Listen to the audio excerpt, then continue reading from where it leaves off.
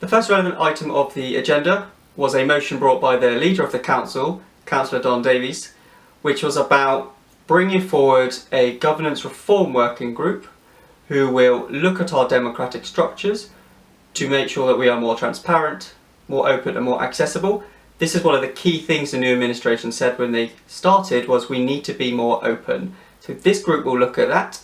It will be made up of a range of councillors and will be supported by the local government association to ensure we meet those objectives and we take good practice from other councils.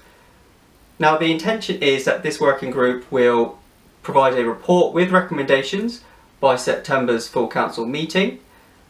After that, the recommendations, assuming they are approved, will be put into place by May 2020. When this motion was put to vote, it almost got unanimous approval, and so this governance reform group will be set up very swiftly.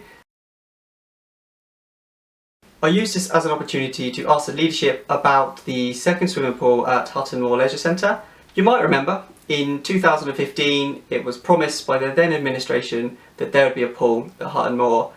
4 years down the line, we've seen no progress, and unfortunately, in response to my question, it transpires that actually no plans have been left behind to be able to fund this second pool.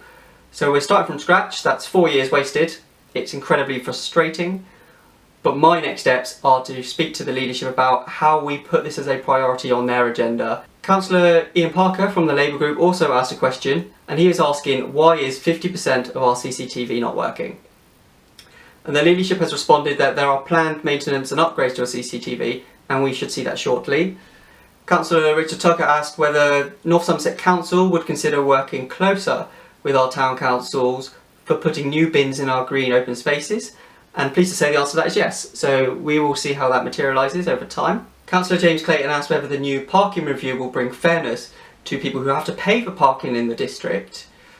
The response to James was that the parking review is wide-ranging. It will look at many things, including which areas of the district contribute the most and get the least out of it, and how we can ensure fairness with that.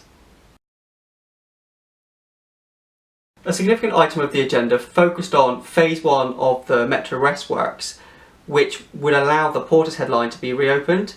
I'm really pleased to say that that was approved, so we should start to see and hear a lot more about the reopening of the Portishead line. It's a significant milestone. Without this approval, that would not be going ahead. To give you some context, it's a £100 million scheme with mixture of funding from the council, government, economic development funding, as well as West of England Combined Authority. It's an absolute priority we get this line reopened. So all being well, we should see 2023 as the date when the Portishead line reopens and starts to take on passengers.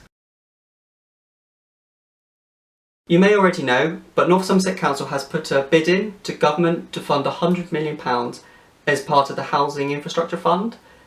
This will allow us to build the Banwell Bypass, improve our road networks, as well as build a new secondary school. We were asked at full council to approve a commissioning plan, so if we are successful, then we're able to start to roll that out and do what we need very quickly. That was almost unanimously approved as well.